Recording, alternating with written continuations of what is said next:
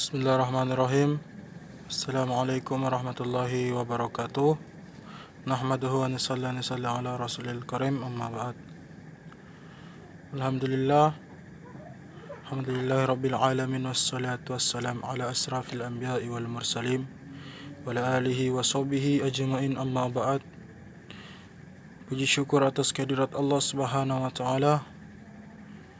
Saya masih diberi kesempatan, diberi kemudahan dalam mengerjakan tugas PowerPoint kesadaran diri. Dan tak lupa pula kita kirimkan salam dan salawat kepada junjungan kita, Nabi besar kita, Nabiullah Muhammad sallallahu alaihi wasallam, yang telah berjuang untuk umat-umatnya dalam menumpahkan darahnya dalam kebahagiaan dan ketenangan hidupnya para umatnya di muka bumi ini saat ini. Dan sebelum saya untuk mempresentasikan PowerPoint kesadaran diri saya, perkenalkan, nama saya Muhammad Gilang dengan NIM 1931040031 dari Penjaskesrek kelas A angkatan 2019. Langsung masuk materi saja, pengertian kesadaran diri. Untuk memahami pengertian kesadaran diri, self-awareness, penulis mendefinisikannya menurut beberapa ahli, diantaranya Kartono dan Gulo, mendefinisikan kesadaran diri merupakan kondisi pembiasaan terhadap perasaan-perasaan dan emosi-emosi sendiri. Selain itu, Lubis 2012 menjelaskan bahwa kesadaran diri adalah perhatian yang berlangsung ketika seseorang mencoba memahami keadaan internal dirinya. Prosesnya berupa refleksi di mana seseorang secara sadar memikirkan hal-hal yang ia alami berikut emosi-emosi mengenai pengalaman tersebut. Dengan kata lain, kesadaran diri merupakan keadaan ketika kita membuat diri sadar tentang emosi yang sedang kita dialami dan pikiran-pikiran kita mengenal emosi tersebut. Warmerdam 2012 menjelaskan bahwa kesadaran diri memiliki persepsi yang pasti tentang kepribadiannya, termasuk kelebihan, kekurangan pemikiran, kepercayaan, motivasi, dan emosi. Orang yang memiliki kesadaran diri berarti sadar dengan perasaan dan emosi yang sedang dialaminya, memiliki persepsi yang jelas berkenaan dengan kepribadiannya, meliputi kekuatannya, kelemahannya, pemikirannya, kepercayaannya, motivasinya, dan emosinya. Kesadaran diri memungkinkan diri kita akan memahami diri lain, bagaimana orang lain mempersepsikan dirinya, sikapnya, sehingga dirinya dapat memberikan respon kepada orang lain setiap saat. Selanjutnya, pentingnya kesadaran diri. Mengapa atlet harus memiliki kesadaran? Karena dengan kesadaran atlet akan mengakui kekuatan dan kelemahan yang ada pada dirinya, sehingga atlet dapat mempertahankan dan meningkatkan kekuatan secara maksimal dan dapat memperbaiki kelemahan-kelemahannya. Pertanyaan yang mendasar yaitu, mengapa atlet harus mengembangkan kesadaran diri? Alasannya yaitu atlet akan membuat perubahan dalam pikirannya dan interpretasi yang dia ciptakan dalam pikiran dan mengubah pemikiran yang memungkinkan atlet untuk emosi. 2. Kesadaran diri salah satu faktor kecerdasan emosi dan faktor penting dalam meraih sukses. Ketiga, kesadaran diri merupakan lengkap pertama yang dialami. Kesadaran diri merupakan lengkap pertama yang dialami menciptakan apa yang atlet inginkan dalam menguasai fokus perhatian, emosi, reaksi, dan kepribadian dan tingkah laku yang akan menentukan arah dan tujuan hidup atlet. Warmerdam 2012. Kaitan dengan hal tersebut, pelatih harus meningkatkan kesadaran untuk dijadikan sebagai dasar dalam kekuatan dan kelemahan atlet. Selain itu, dalam menetapkan tujuan juga sangat dibutuhkan sehingga dapat memfasilitasi peningkatan performa atlet yang bersangkutan. Dalam menentukan tujuan juga memerlukan kesadaran diri karena atlet perlu menentukan tujuan yang berjuang untuk meraihnya, mengevaluasi dan akhirnya menyesuaikan tujuan tersebut.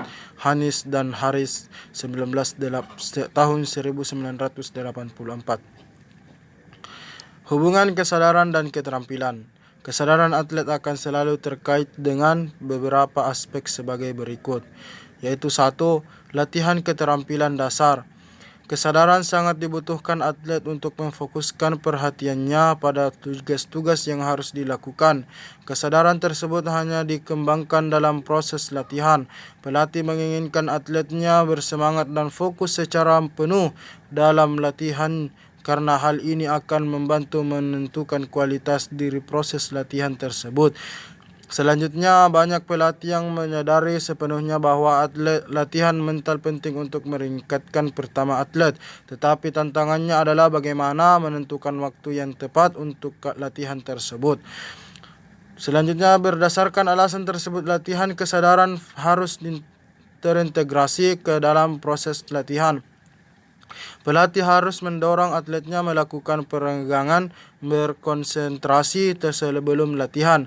Bentuk latihan ini harus dilakukan oleh atlet setiap latihan, agar atlet sadar pada tubuhnya sendiri bahwa tubuhnya perlu diregang sebelum melakukan tugas-tugas penting dalam latihan, serta atlet akan fokus pada tugas-tugas yang akan dilakukannya.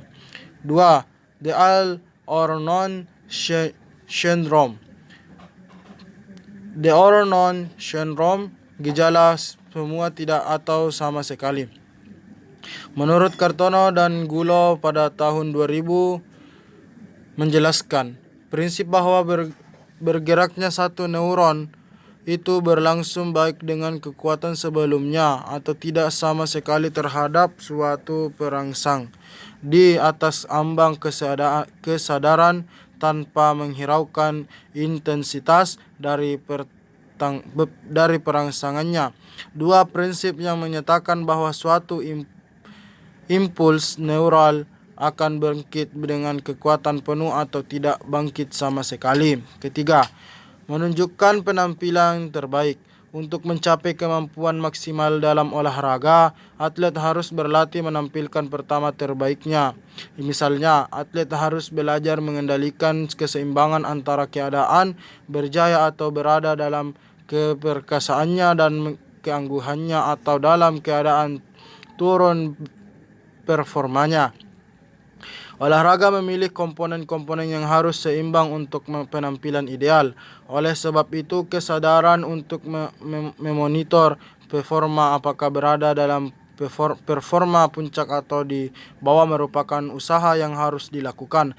Pelatih dan ahli psikologi harus mengajak atletnya bertukar pikiran mengenai penampilan terbaiknya sehingga atlet bisa memahami dan mengidentifikasi penampilan terbaik yang dimilikinya.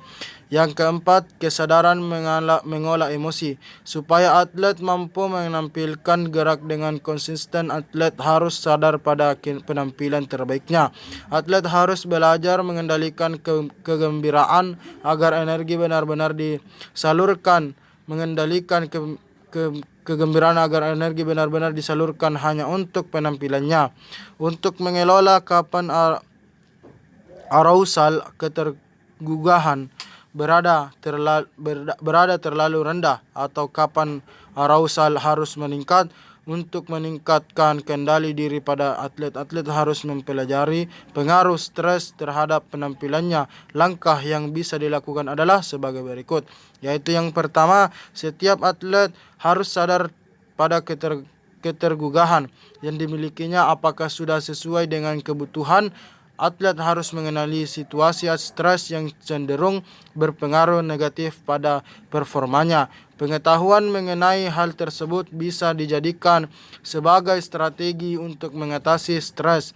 Kedua, atlet harus memahami stres serta mengetahui cara mengatasinya. Keadaan manifestasi pada stres pada setiap atlet berbeda-beda. Ada atlet yang mengalami stres, ada tahu ada lehernya kaku, bicaranya gagu, gelisah, pernapasannya berubah. Selanjutnya, teknik ketingkatan kesadaran, yaitu satu, memberikan jurnal atau lembar umpan balik. Jurnal olahraga merupakan sebuah metode yang terstruktur yang bisa mengfleksikan performa dalam olahraga. Jurnal berisikan informasi merefleksikan pertama dalam olahraga mengenai pengetahuan yang dialami atlet untuk dipergunakan dalam meningkatkan pertama atlet. Di dalam jurnal ditanyakan mengenai stresor atau sesuatu yang menghasilkan tekanan pada fisik maupun mental atlet, manifestasi dan stres perasaan yang berhubungan dengan performa, konsentrasi, dan pelaksanaan keterampilan. Kedua, setelah atlet atau tim bertanding, atlet atau tim tersebut diskusi dengan pelatih mengenai apa yang telah dipelajari oleh setiap anggota tim. Pelatih bisa menetapkan suatu tujuan baru atau memodifikasi tujuan yang sudah ditetapkan. Memberikan umpan balik terhadap performa yang ditampilkan. Umpan balik tersebut dijadikan sebagai informa untuk meningkatkan penampilan atlet. Teknik ini membantu atlet belajar dari pengalaman masa lalu yang pernah dilakukannya. Selanjutnya, menutup pengalaman tersebut dan mulailah untuk fokus pada penampilan yang harus dilakukan berikutnya. Pelatih dan ahli psikologi olahraga harus mengetahui keadaan psikologis atlet sebelum tampil dalam pertandingan, sehingga setelah selesai pertandingan, pelatih dan ahli psikologi olahraga bisa membandingkan skor yang diperoleh sebelum dan setelah penampilan. Pelatih harus tahu bagaimana keadaan psikologis yang terjadi ketika atlet menampilkan pertama sebaiknya. Yang kedua, latihan imagery. Latihan imagery bisa digunakan untuk meningkatkan kesadaran atlet untuk menampilkan penampilannya idealnya. Teknik ini sangat efektif dilakukan pada musim libur latihan. Teknik imagery digunakan untuk mengingat kembali performa terbaik yang pernah atlet capai. Atlet berusaha untuk mengidentifikasi perasaannya, tingkat arusalnya di dalamnya. Latihan imagery merupakan alat yang efektif sekaligus bisa menghasilkan keadaan ketika mengisi lembar umpan balik setelah atlet menampilkan performanya. Atlet yang tidak yakin terhadap apa yang terjadi pada akhirnya bisa mengular ulang pertamanya untuk menentukan apa yang mereka pikirkan, rasakan, dan hadiri pada momen tentu. William 1993 pada halaman 154. Alhamdulillah, itulah hasil presentasi saya pada malam ini. Kurang dan lebihnya mohon dimaafkan. Wabillahi taufiq wal hidayah. Wassalamualaikum warahmatullahi wabarakatuh.